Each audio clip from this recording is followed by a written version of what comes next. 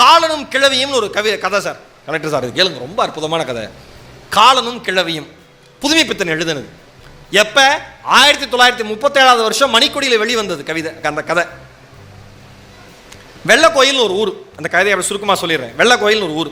அந்த ஊரே சுடுகாடுன்னு பேர். அந்த ஊருக்கே சுடுகாடுன்னு பேர்.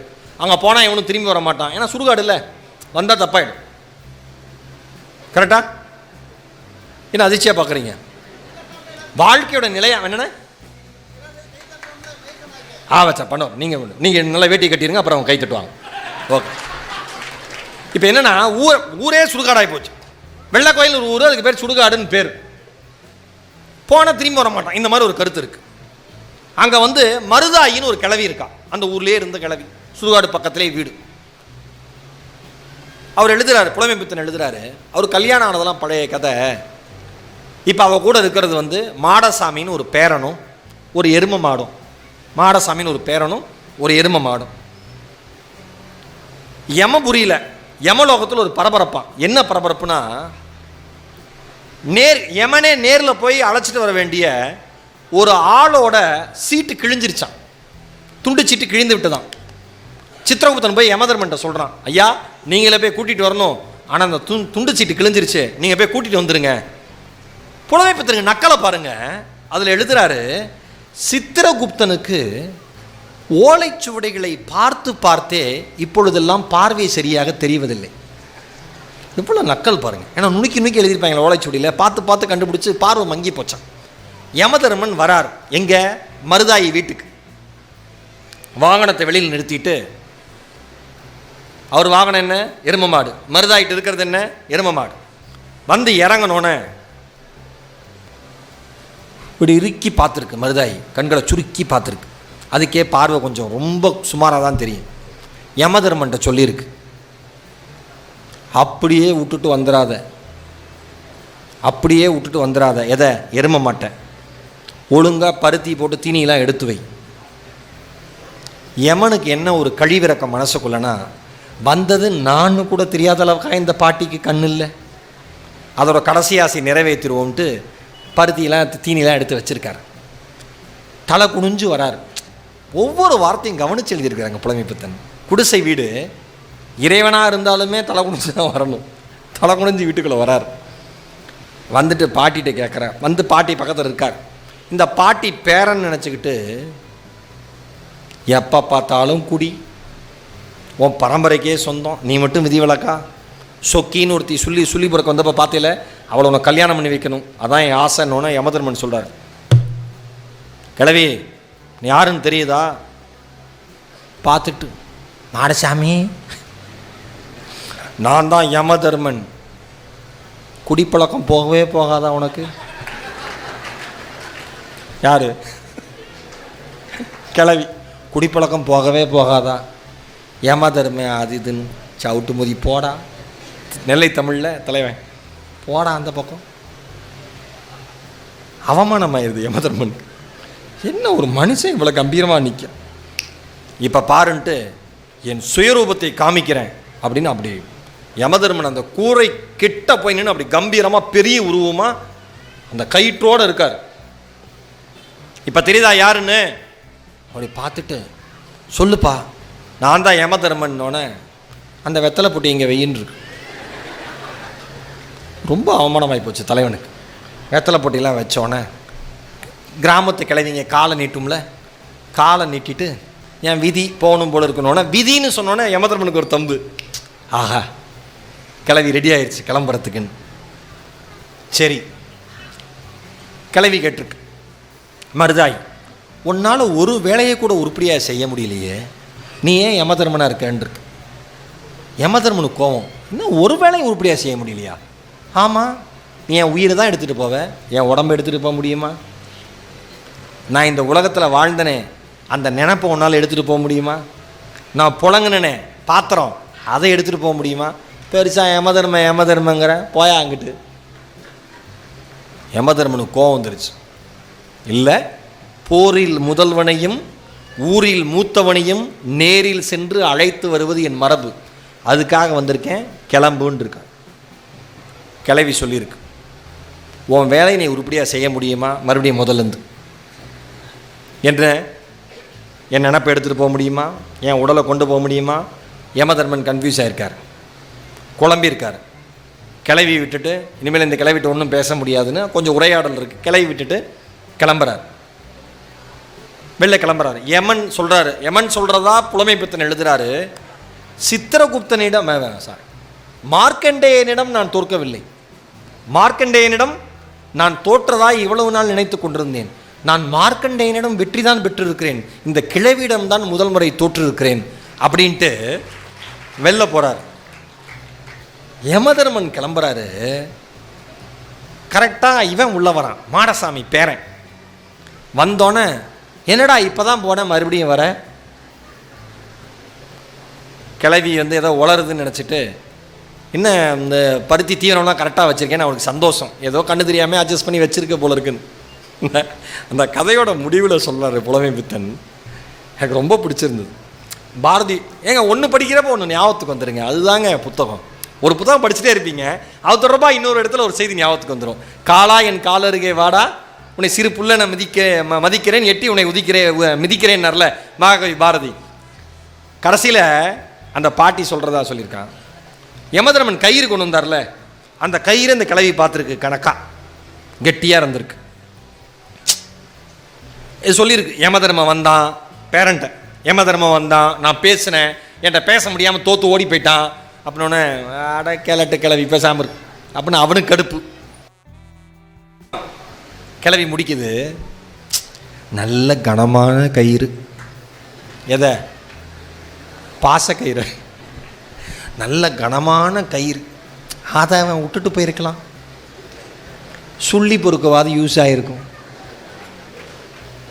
காலனும் கிழவியும். சார் நான் யோசிக்கிறேன், தமிழ் எழுத்தாளர்கள் மாதிரி இவ்வளவு ஒரு முன்னோக்கிய சிந்தனையோடு எந்த எழுத்தாளனும் உலகில் வாழ்ந்ததாய் அடையாளம் இல்லை. அவ்வளவு ஒரு மரபு மிகுந்த கலாச்சாரத்தில் வந்த புலமை பித்தன் விபச்சாரிகளை பற்றி எழுதியிருக்காரு, தன்னுடைய வாழ்க்கையில் அறிவியலை பற்றி எழுதியிருக்காரு. அறிவியலுடைய முதல் கதை துவக்கமே புலமை பித்தன் தான் அப்படின்னு சுஜாதா அவர்கள் பாராட்டுறாரு. எவ்வளவு விஷயங்கள் நமக்குள்ள இருக்கு, நம்ம எவ்வளவு கவனிச்சிருக்கோம் அப்படிங்கிறதான உண்மை. கவனிக்கணும்ல, ரொம்ப ரொம்ப கவனிக்கணும். சார் என்னுடைய அன்பான வேண்டுகோள், மாசத்துக்கு நீங்க உங்களுடைய மளிகை பட்டியல் எழுதுறீங்கல்ல, செலவு பட்டியல் எழுதுறீங்கல்ல, ஸ்கூல் ஃபீஸ் கணக்கு எழுதுறீங்கல்ல, அந்த மாதிரி இந்த மாதம் நம் வருவாயில் எத்தனை புத்தகங்கள் வாங்க முடியும் என்பதையும் மாதம் எழுதி வாங்குங்கள், அதை படியுங்க. என்னோட ரெக்வஸ்ட், என்னுடைய தாழ்மையான வேண்டுகோள். ஏன்னா இவ்வளோ அருமையாக கேட்குறீங்க, ஒவ்வொரு கூட்டமும் நான் பார்க்குறேன், நீங்கள் கேட்கிற விதம் அவ்வளோ பிடிச்சிருக்கு. நான் ஒன்று சொல்கிறேன், நான் மாவட்ட ஆட்சித்தலைவர்கிட்ட சொன்னேன், ஒரு கூட்டம் ஆரம்பிக்கிறதுக்கு முன்னாடியே, பேச்சாளர்கள் மேடை ஏறுறதுக்கு முன்னாடியே முழுமையாக அரங்கு நிறைந்திருக்கிற ஒரே புத்தக கண்காட்சி கூட்டம் எனக்கு தெரிந்து தஞ்சாவூர்ல 11 நாளும். அது ரொம்ப ரொம்ப முக்கியம். சார் படிங்க சார், படிக்கிறது மாதிரி இன்பம் எதுவுமே இல்லை. முல்லா கதைகள் இருக்கும், அதை யாரும் பெருசா கண்டுக்க மாட்டோம். எந்த புத்தக கண்காட்சிக்கு போனாலும் முல்லா நசூரின் கதைகள் இருக்கும். முல்லா கதைகள் அவர் காமெடியாக தான் சொல்லியிருப்பார்ல அப்படின்னு கடந்து போயிடுவோம். முல்லா கதைகள் எடுத்து படிங்க, என்ன அருமை. முல்லா வீட்டுக்கு ஒருத்தர் வந்திருக்காரு, முல்லாவோட வீட்டுக்கு ஒரு நண்பர் வந்திருக்காரு. வரும்போது கோழி கொண்டு வந்திருக்காரு. ஒரு கோழியை வாங்கிட்டு வாங்கன்னு சொல்லிட்டு மனைவிட்ட கோழியை கொடுத்து சமைச்சிருமான்னு இருக்காரு. கோழி கறியோடு விருந்து கொடுத்துருக்காரு. நண்பர் சந்தோஷமாக போயிட்டார். அதுக்கு அடுத்த வாரம் ஒரு நண்பர் வந்திருக்காரு. முல்லாக்கு யாருன்னு தெரியல. சார் நீங்கள்? அவன் சொல்லியிருக்கான், போன வாரம் கோழி கொண்டு வந்தார்ல அவரோட நண்பர்.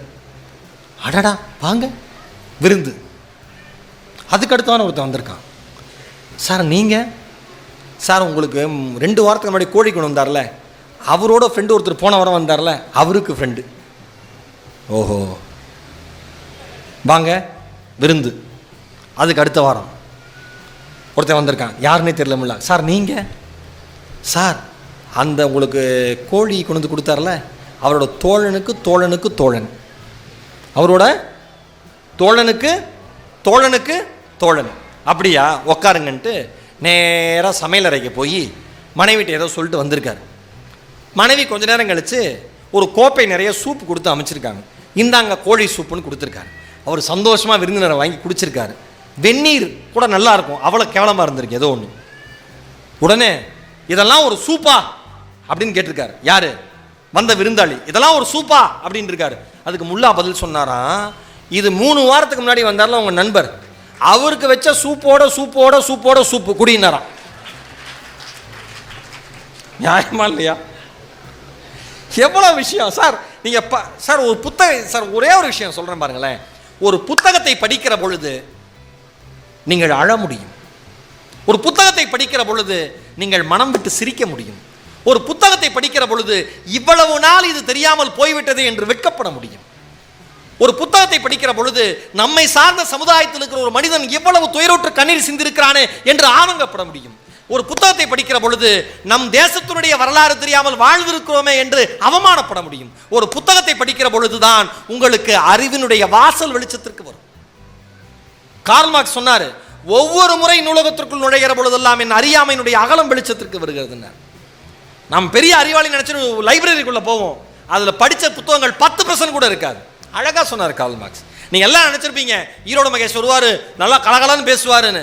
ஆனா நான் ப்ரிப்பேர் பண்ணிட்டு வந்துட்டேன்.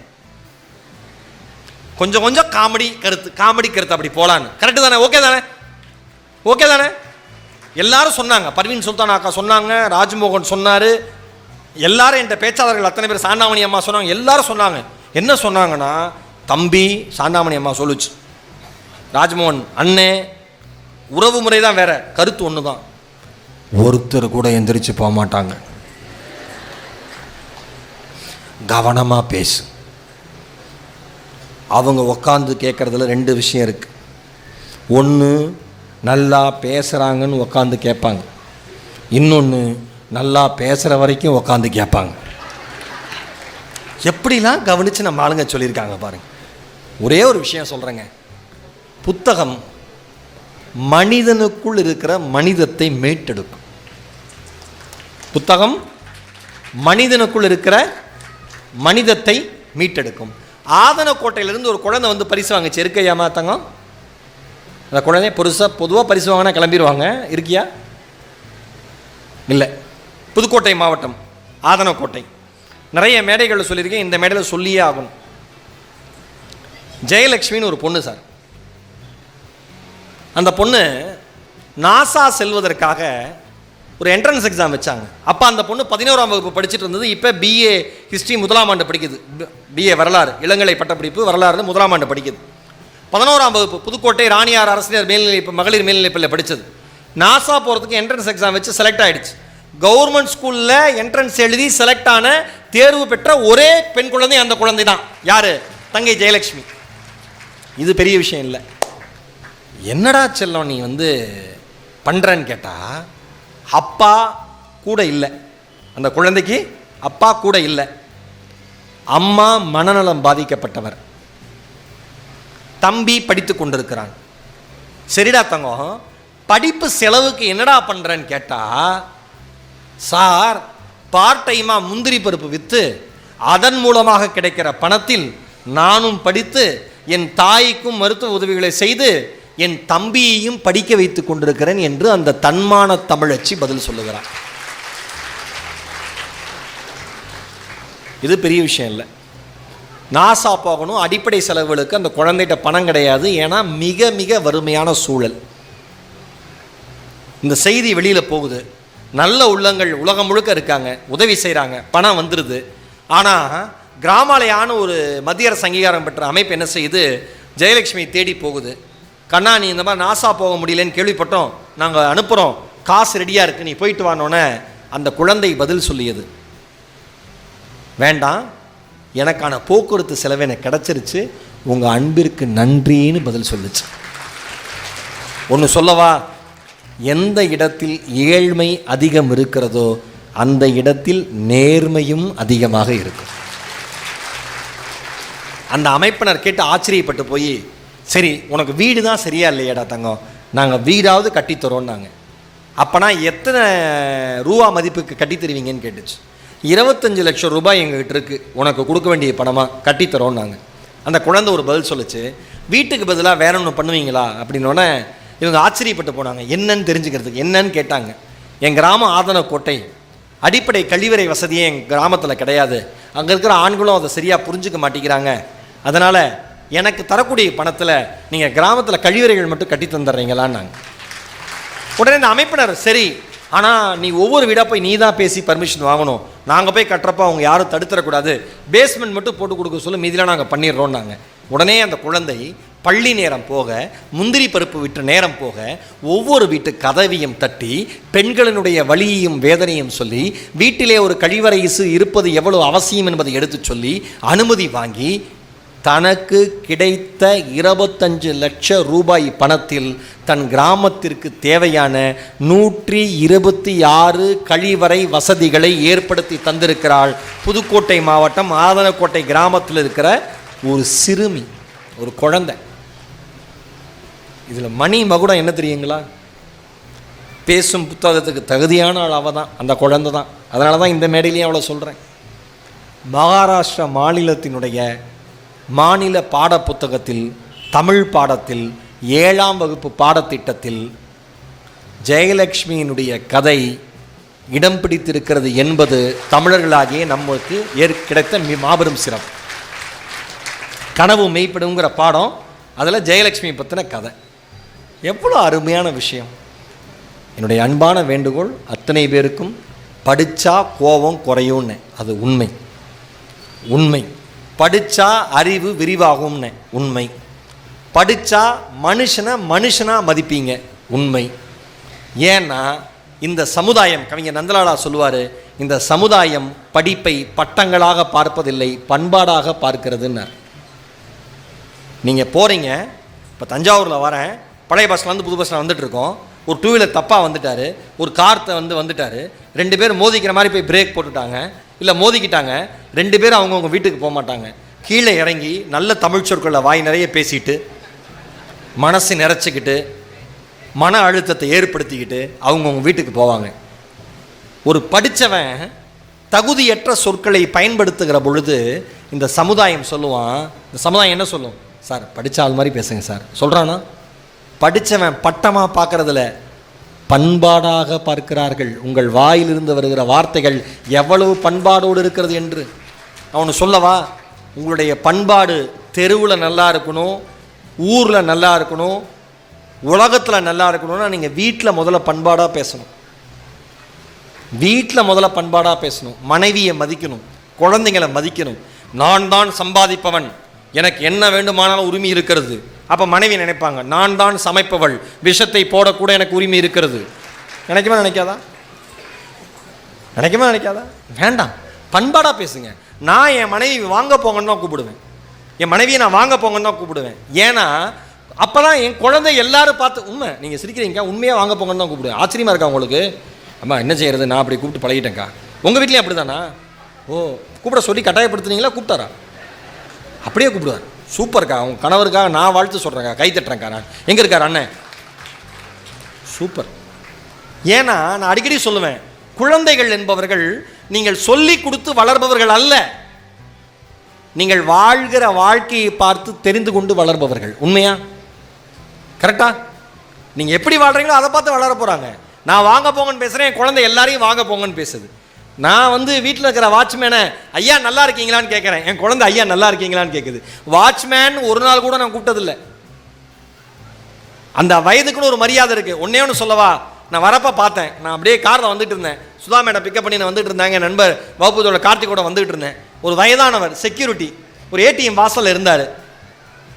நான் ஒன்று யோசித்தேன், பெரும்பாலும் செக்யூரிட்டிலாம் சென்னையில் பெருநகரங்களில் யார் இருப்பாங்கன்னா, இங்கே விவசாய நிலத்தை விற்றுவிட்டு வழியே இல்லாமல் இருக்காங்கல்ல, அவங்க தான் செக்யூரிட்டியாக வருவாங்க.